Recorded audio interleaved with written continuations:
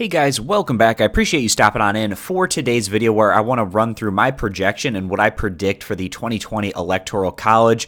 And I'm going to go through and do this series again. It's been a number of months since I've gone through some of these upper tier Democratic candidates going head to head against Republican President Donald Trump. So I'm going to start right now with who many perceive to be the Democratic frontrunner, at least at this point in time, and that is Elizabeth Warren. And then I'm going to go through and do basically the upper tier Democratic hopefuls, those that have a shot at going on and winning the nomination. But going to start with Elizabeth Warren, going through all of the states, and I'm not going to leave any in the toss-up range. I'm going to give even those very, very competitive states that could go either way. I'm either going to give a lean to Warren or Trump and give my reasoning as to why I think that could be the case once we reach the 2020 general election. So starting off out west, and then I'll work my way back east, touching on all of the states. So up in the great state of Alaska, going to be putting that one obviously towards the Republicans. They have consistently taken that state by a comfortable margin in presidential elections. No reason to think that'll stop now. And then the same thing on the other side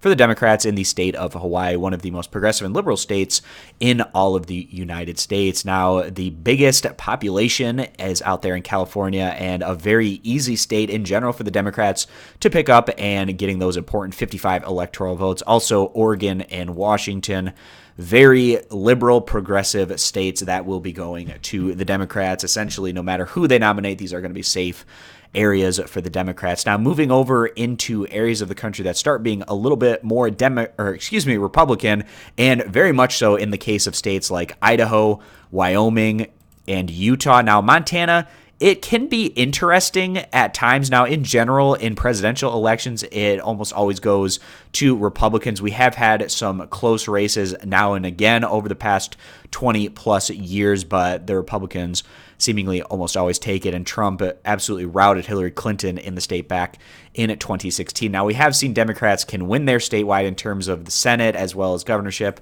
but again, it tends to be a pretty consistent result there for the Republicans in presidential elections. And that also is going to be the case likely in states like North Dakota, South Dakota, Nebraska, minus the 2nd congressional district, that I actually think if it was a Warren versus Trump situation would just slightly potentially lean towards the Democrats. They've shown that, at least the Democrats have shown, that they can win this 2nd congressional district. It was very close back in 2016 with Trump versus Clinton. Of course, Clinton coming up just short, but I don't think Clinton necessarily the most ideal Democratic candidate to have to win the 2nd congressional district in Nebraska, where I think a Warren with her populist progressive message can possibly do a little bit better.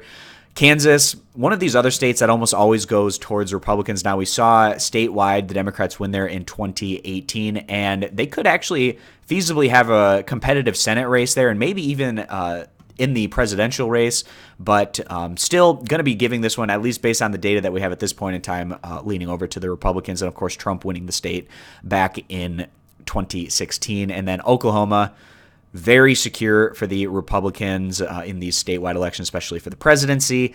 Colorado has been trending more towards the Democrats. That one's going to likely go to them with Elizabeth Warren, as well as New Mexico, even more so trending towards the Democrats, maybe even more so than Colorado. Tends to be a little bit even more safe for the Democrats than the state of Colorado. And then Nevada, shifting demographics have kind of turned this from what was a true toss-up, maybe even more so, to being leaning towards the Democrats in these statewide races. They swept the state in terms of flipping a Senate seat as well as picking up the governorship in 2018, and then also Clinton winning the state back in 2016. Arizona, right down the middle, it is a purple state through and through right now. It's actually shifted quite a bit, where it was consistently Republican, but given the changing demographics, also a popular area for people to come and retire from other parts of the country, specifically just a state over from California, where you can potentially get some Democratic retirees coming into the state to help it out. But on top of that, probably even more important is the demographic shift that we're getting here in the Southwest that's helping Democrats win states like Nevada, New Mexico, and Colorado, and potentially even Texas. The Democrats picking up a Senate seat, flipping that to their side in the 2018 midterms, and they could very well go on and win the 2020 Senate seat in the state of Arizona. And then at that point, we'd have 2 Democratic senators from the state of Arizona. Clearly something that has happened, at least in my recollection. I don't know if that's ever been the case in the state, but I'm not sure that it has. Definitely swing in demographics here helping the Democratic Party. And I actually think with a Warren versus Trump, I think that they can take a state like Arizona and what's going to be a very competitive result. Could really go either way, but if I had to place money on it myself, I'd actually give it as a lean to the Democrats. Now, Texas, going to be a fascinating state. Kind of like Arizona, but a little bit more to the right, I'd say, at this point in time.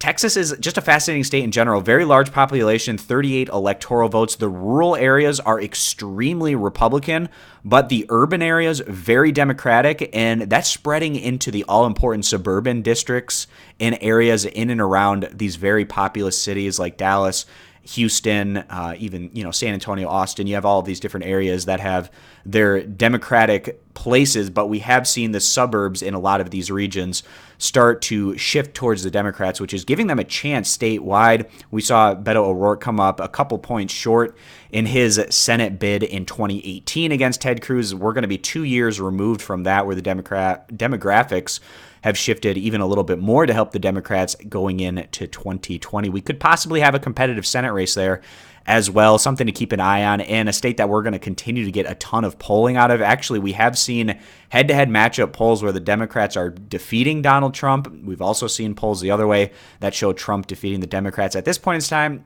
if I had to bet money on it myself, I'd still give it as a lean over to the Republicans, but likely going to be very interesting and competitive, likely within around 3 percentage points one way or the other with how this one ends up in Texas. Now moving over to some more at least at this point in time, very consistently red states, more so than what we're currently seeing from Texas. Those being areas of the Southeast like Louisiana, Arkansas, Mississippi, Alabama, South Carolina, and then up into Tennessee, Kentucky, and West Virginia, which have been very strong for President Trump, where these are some states where he has some of the best approval numbers out of any state in the U.S., as well as Alabama. You can throw right in that mix in terms of his strongest states for approval numbers. Now, Missouri, been trending in a Republican direction over the past decade. If we look back in terms of presidential elections, Obama was extremely close with McCain there back in 2008, but since that point in time, it's been trending back towards the Republicans, and rather significantly so in 2016 with Trump dominating Clinton. So I would put that one as red for the Republicans. Now moving into the all-important Midwest, where you have Illinois, the most consistently Democratic of all of these Midwestern states, and then one tier to the other side of that, just below Illinois in terms of consistently going towards the Democrats, you're going to put Minnesota. The Democrats dominated there statewide in the midterms of 2018. Iowa's going to be a fascinating result. We actually just got a poll out. It was either today or yesterday, but it was state of Iowa, head-to-head matchup. Bernie Sanders had a 2-point lead over Trump. Warren and Biden were each losing to Trump by 2 percentage points, but we've also seen a lot of polls that had these other Democratic candidates defeating Donald Trump. And I actually think the Democrats can do really well in a state like Iowa because the Trump tariffs in particular have really hurt a lot of the farmers in this state, so that can help. But also what we see in Iowa, it's a very important state in terms of the primary season. It's the first state to go for the Democrats and Republicans. And what we see a lot of times is the party that's having these competitive primaries, they spend a lot of time in the state, and that ends up helping the party as they go into presidential election. Now, we saw this, for instance, way back in 2008, where the Democrats had a competitive primary. Obama spent a lot of time in the state and got a lot of followers and supporters, was able to win the state in 2008, and then he also carried that success over into 2012. Now, whereas in 2016, there was an extremely packed and cast of characters there in the Republican primary in 2016. They spent a lot of time in Iowa, and at the end of the day, that ended up benefiting the party as Trump went on and won the state rather considerably back in 2016. But here in this 2020 process, the fact that these Democrats are spending so much time in the state, I think that that's a big help for them to potentially go on and win. And at this point, I actually think that somebody like an Elizabeth Warren can go on and beat Trump, and I think because of how much time herself has spent in this state, I think that helps her to try to take down the Republican president. Now, some of the most important states that we're going to have through this process are Wisconsin, Michigan, Pennsylvania. I'll actually end with those 3 states in particular. Going to be touching on the rest before getting there. So let's go down Indiana. been trending towards the Republicans recently. Obama was able to win it back in 2008, but since then it's trended back towards the Republicans, and considerably so back in 2016 with Pence as the VP. You would expect Indiana to continue to go that way. And then also Ohio. Obama was able to pick it up in 2008 and 2012, but then Trump did very well in the state back in 2016. There's a lot of love in particular areas of Ohio for Donald Trump. Kind of what we're seeing in this pocket of the country where Trump does extremely well in places like West Virginia, Kentucky, and also parts of Indiana, and that kind of trickles over here into a similar type of voter and electorate in Ohio, giving that one and its importing 18 electoral votes to the Republicans. Also, Ohio, very predictive of who goes on and wins the presidency, but given how the map has shifted a little bit, where now the Democrats are doing a bit better in the Southwest, there's a lot of pathways forward where the Democrats can still win the electoral vote and not necessarily have to pick up a state like Ohio. It is an important swing state, but maybe not quite as important for the Democrats as it used to be in the past.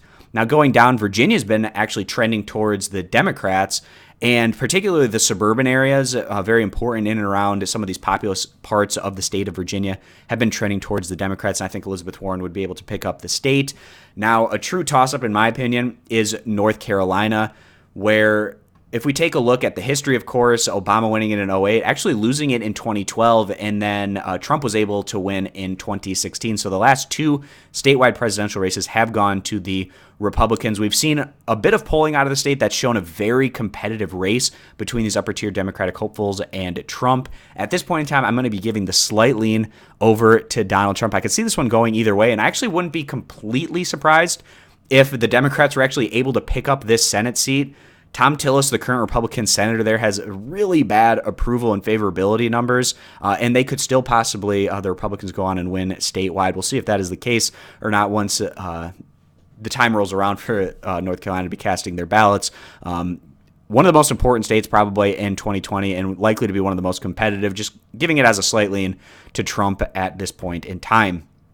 Georgia becoming very competitive down here in the Southeast. Out of all of these Southeastern states, other than Florida, it's one where the Democrats actually have a shot.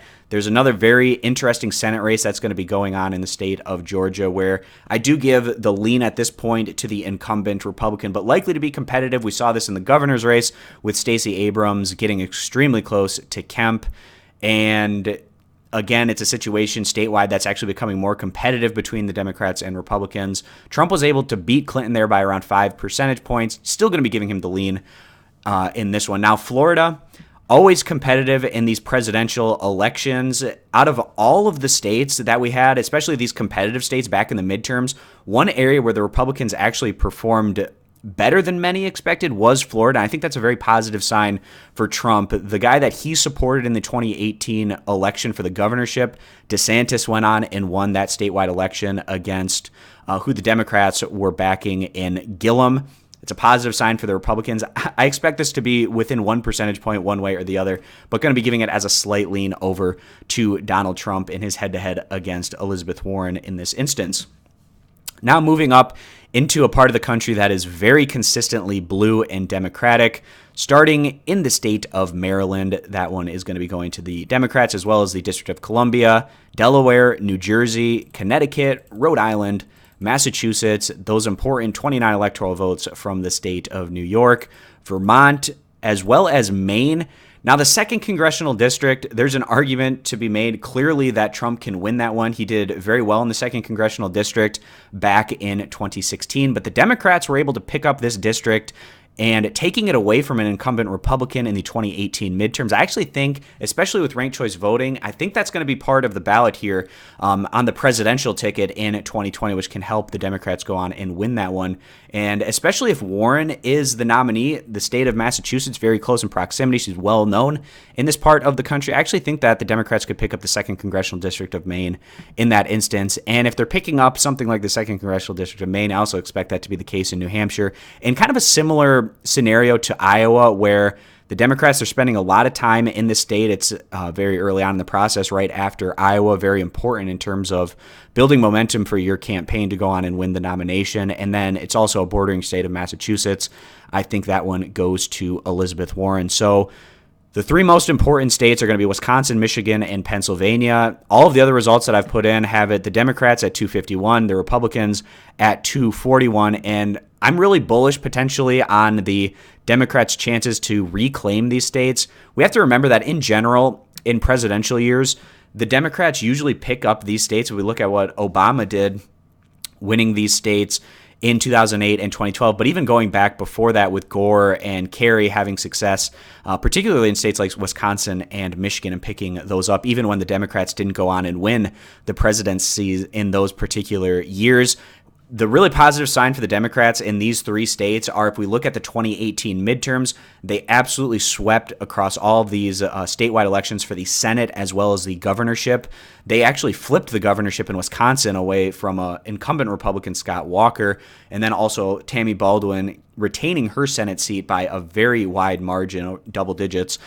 So going to be giving Wisconsin as well as Michigan, of course, Whitmer winning the governorship, giving that back to the Democrats after it had been in Rick Snyder's hands the prior two terms, and then Debbie Stabenow winning statewide there in the Senate, and then also Pennsylvania, where the Democrats absolutely crushed it with retaining that Senate seat and then also doing very well in the statewide election for the governor. So at the end of the day, that's where I currently have things for Elizabeth Warren, 297 to Donald Trump at 241. Potential where I could make an argument going the other way is you could have something like the 2nd Congressional District of Nebraska, as well as the 2nd Congressional District in Maine, followed by Iowa and Wisconsin. That gets you up to 259 for the Republicans, so within 20 electoral votes. And at that point in time, you just have to pick up the state of Arizona, and it becomes 270 to 268. So that is what I think is the best pathway forward for Donald Trump to go on and potentially retain the White House and win it by a very slim margin. But on the other side of that, for the Democrats, if they're able to pick up these seats that I had them, or these particular states and districts that I had them picking up, to get back to that 297 to 241. You could also get a scenario where the Democrats also pick up North Carolina, they could pick up Florida, they could pick up Texas, and possibly even a state like Ohio. And at this point, I think this would be the best case scenario for the Democrats at 397 to 141. So that's where I'm at this point in time, guys, in terms of where I'm seeing the Electoral College play out. If you want more of this type of content in the future, consider clicking that subscribe button. I appreciate you stopping on in. I hope to see you guys back here for future videos.